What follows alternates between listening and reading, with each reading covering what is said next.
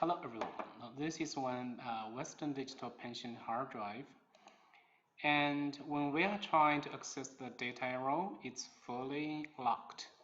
That means if we try to scan the data arrow and all sectors are red. So we have tested all the firmware modules and found out it's the module 148 corruption.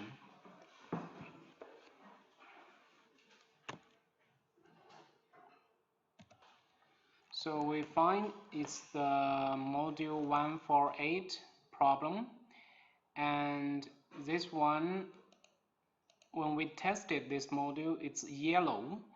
So to fix this issue, we can try to read copy 0 by ABA, and then we select all, and then we generate module checksum, and then we click module checksum and checksum OK. We click write.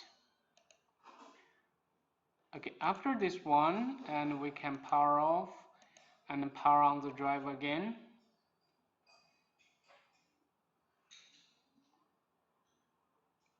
Now we can try to access the data arrow, and we can see the data arrow is fully accessible.